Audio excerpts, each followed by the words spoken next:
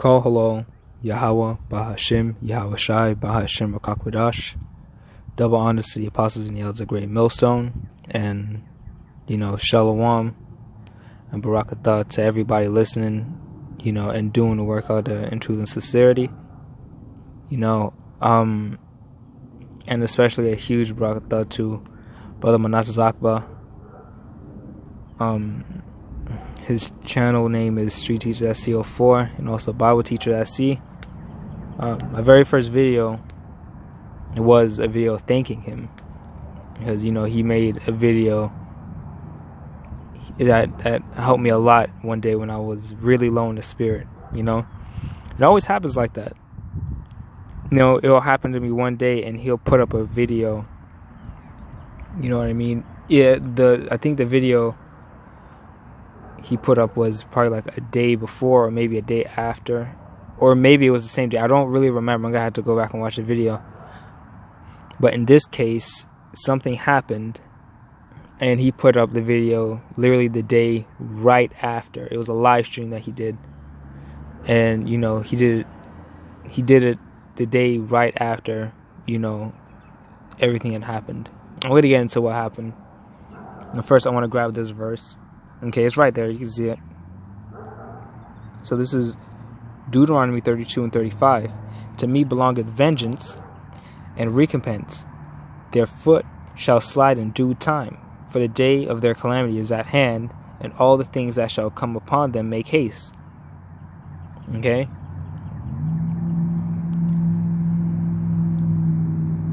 Let me get into what happened. I'm not going to get into the details. I'm just going to do a short synopsis, right? So, my mother has been with a man, for a while. And when she met him, she had her stuff together, you know what I'm saying? She was working, doing all this stuff. Single mother, raising 2 kids, me and my brother. She had her own apartment. You know what I'm saying? Everything was good.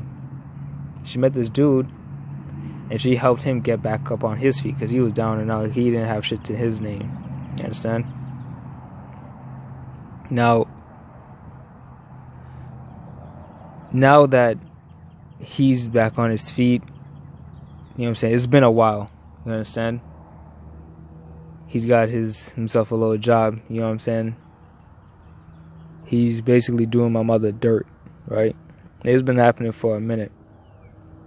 And he never does this shit when me and my brother are around. He only does it when he has her by herself. You understand? And that's straight. He's a bitch. There's no ifs, ands, or buts about it. He's a pussy. But, you know what I mean? On Sunday, I believe, he must have railed on my mom about something. I don't even know. And I went over with my gun. I was going to kill the motherfucker because I'm sick and tired of him. To be honest, I'm sick and tired of him.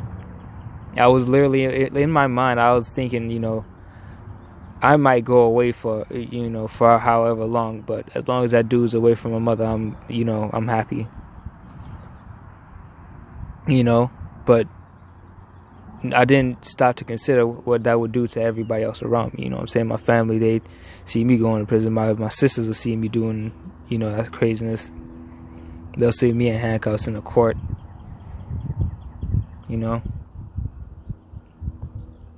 And I'd basically bring destruction upon myself.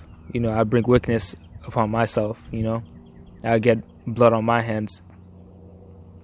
For some dude that the Lord is going to take care of, and this is me talking to myself right now, because the scriptures cut you too, man.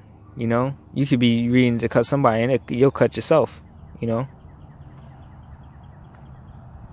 So what I'm saying is, once again, this is me talking to myself. If the Lord is going to recompense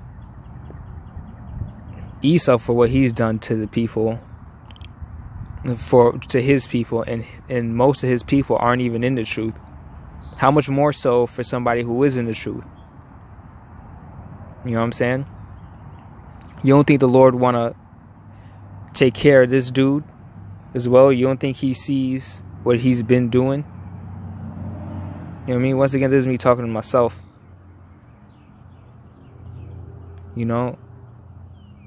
Of course he sees, and of course he wants to recompense this man, but you know, everything in due time. And you know, you can believe me. You don't have to believe me whether or not you think I really was gonna kill the motherfucker. Look, it was that simple. And honestly, man, the only reason that I didn't was because my mom saw me, you know, and she closed the door on me, and she wouldn't let me out of the room. That's literally the only reason. The Most High put the spirit on her to trap me up in that room. You understand? It wouldn't let me out.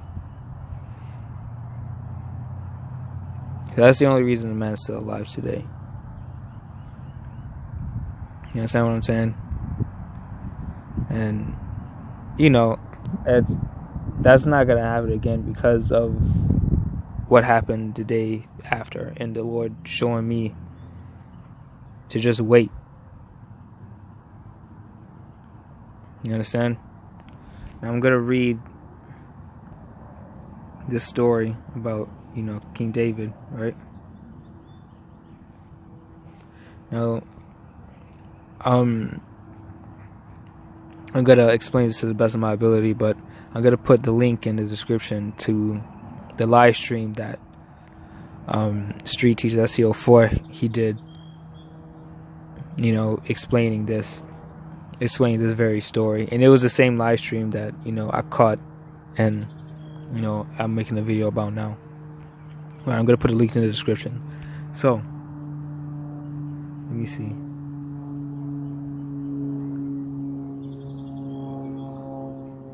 Yeah, I'll start at 3. Oh, no, I'll start at 2. And there was a man in Maon whose possessions were in Carmel, and the man was very great, and he had 3,000 sheep and 1,000 goats, and he was shearing his sheep in Carmel. Now the name of the man was Nabal, and the name of his wife Abigail, and she was a woman of good understanding, and of a beautiful countenance, but the man was churlish, and evil in his doings, and he was of the house of Caleb. And David heard in the wilderness that Nabal did shear his sheep. And David sent out 10 young men, and David said unto the young men, Get you up to Carmel, and go to Nabal, and greet him in my name. And thus shall ye say to him that liveth in prosperity, Peace be both to thee, and peace be to thine house, and peace be unto all that thou hast.